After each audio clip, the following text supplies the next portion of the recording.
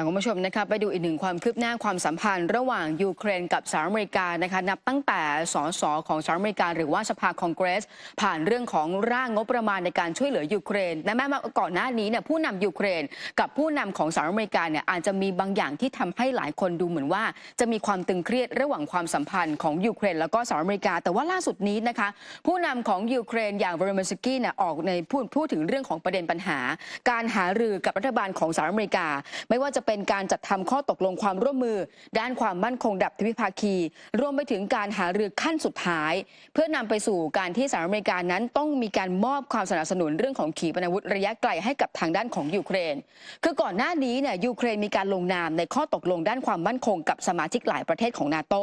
ครอบคลุม10 ปีนะคะไม่ว่าจะเป็นการลงนามกับสหราชอาณาจักรฝรั่งเศสเยอรมนีแต่ว่าข้อตกลงเหล่านั้นเนี่ยยังไม่ใช่กรอบความร่วมมือระดับทวิภาคีซึ่งมันก็สอดคล้องกันกับที่เดมิโตร คูเลบารัฐมนตรีว่าการกระทรวงการต่างประเทศยูเครนเนี่ยเคยออกมาพูดก่อนหน้านี้ว่ารู้สึกผิดหวังอย่างมากหลังจากที่มีการประชุมรัฐมนตรีต่างประเทศของสหภาพยุโรปที่ยังไม่สามารถตกลงร่วมกันได้ในการมอบความช่วยเหลือทางทหารเพิ่มเติมให้กับยูเครนรวมไปถึงระบบป้องกันภัยทางอากาศระยะไกลให้กับทางยูเครนด้วยค่ะเมื่อวันเสาร์ที่ผ่านมานั้นเนี่ยคุณผู้ชมครับสมาชิกสภาคองเกรสนะครับโดยบรรดาสสของสหรัฐอเมริกานั้นเนี่ยได้มีมตินะครับในการอนุมัติ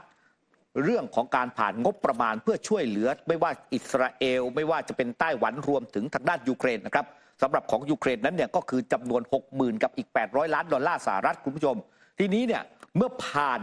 สมาชิกสภาผู้แทนราษฎรไปแล้วเนี่ยใช่ว่างบประมาณนั้นเนี่ยมันจะสามารถเนี่ยนำไปใช้จ่ายได้ทันทีมันจะมีกระบวนการขั้นตอนอีก2ขั้นตอนคุณผู้ชมขั้นตอนถัดไปนั้นก็คือว่าการไปผ่านสมาชิกวุฒิสภาซึ่งสมาชิกวุฒิสภาของสหรัฐอเมริกานั้นเนี่ยเขาจะมีการประชุมกันวันนี้แหละ23 เมษายนนะฮะก็คือในช่วงกลางคืนบ้านเราอะนะครับเดี๋ยวเขาจะไปประชุมกันเพื่อพิจารณากฎหมายฉบับนี้ว่าอนุมัติไหมในงบประมาณที่จะไปช่วยเหลือประเทศต่างๆแบบนี้ถ้าผ่านการอนุมัติหลังจากนั้นเนี่ยก็จะถูกนำเสนอไปให้ประธานาธิบดีโจไบเดนเนี่ยลงนามแล้วก็ประกาศใช้แล้วก็สามารถเอางบประมาณเนี่ยครับไปใช้จ่ายตามที่พวกเขาวางแผนวางโครงการเอาไว้แต่ดูเหมือนว่าเรื่องนี้เนี่ยนะครับทางด้านวโลดิเมียร์ เซเลนสกี้นั้นรอไม่ได้นะคุณผู้ชมครับล่าสุดนั้นวโลดิเมียร์ เซเลนสกี้นั้นเนี่ยแถลงข่าวนะครับบอกว่าเรียกร้องให้วุฒิสภาสหรัฐนั้นเนี่ยเร่งพิจารณาแล้วเร่งลงคะแนนเสียงผ่านร่างกฎหมายงบประมาณช่วยเหลือทางทหารแก่ยูเครนจำนวนเนี่ยครับ$61,000 ล้านสหรัฐโดยระบุว่าบอกว่าช่วงเวลาระหว่างที่รอการตัดสินใจอนุมัติแพ็กเกจการช่วยเหลือกับอาวุธยุทโธปกรณ์เนี่ยจะถูกส่งไปถึงมือยูเครนในแนวรบควรลดลงให้เหลือน้อยที่สุดเท่าที่จะเป็นไปได้ก็คือบอกเวลามันควรจะสั้นกว่านี้รีบส่งมาเร็วๆเถอะการเรียกร้องต่อวุฒิสภาสหรัฐเกิดขึ้นหลังจากที่สภาผู้แทนราษฎรสหรัฐเนี่ยได้มีการลงมติผ่านร่างงบประมาณช่วยเหลือแล้วเนื่องจากว่าร่างนี้เนี่ยติดอยู่ในสภาคองเกรสของสหรัฐเนี่ยนานกว่า6 เดือนด้วยกัน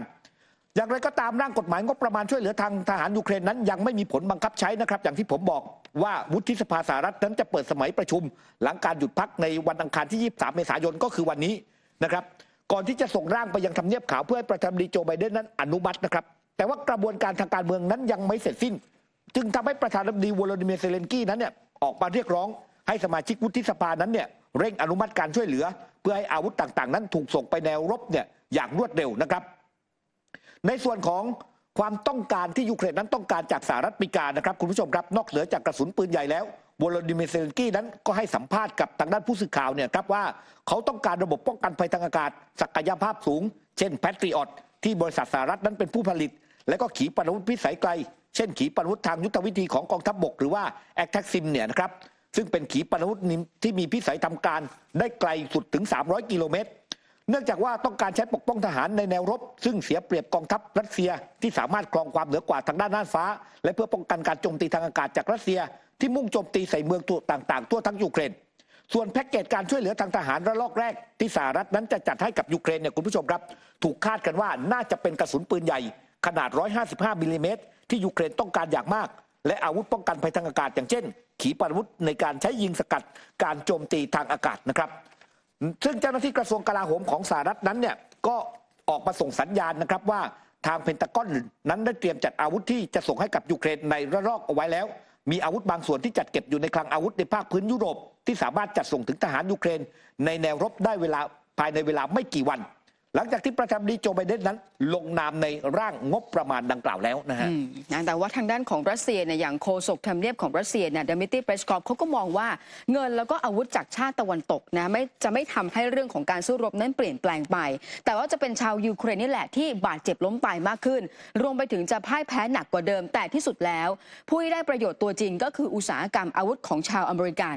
สอดคล้องกันกับที่เซอร์เกย์ ลาฟรอฟรัฐมนตรีต่างประเทศของรัสเซียนะคะก็มองว่าการสนับสนุนจากชาติตะวันตกไม่ว่าจะเป็นสหรัฐอเมริกาอังกฤษฝรั่งเศสทำให้ยูเครนเนี่ยมีความเสี่ยงเพิ่มมากขึ้นในเชิงยุทธศาสตร์แล้วก็เมื่อวานนี้เนี่ยที่มีการโจมตีจากทางกองกำลังของรัสเซียนะคะที่โจมตีไปที่เมืองคาร์คิฟที่ของยูเครนเนี่ยก็ทำให้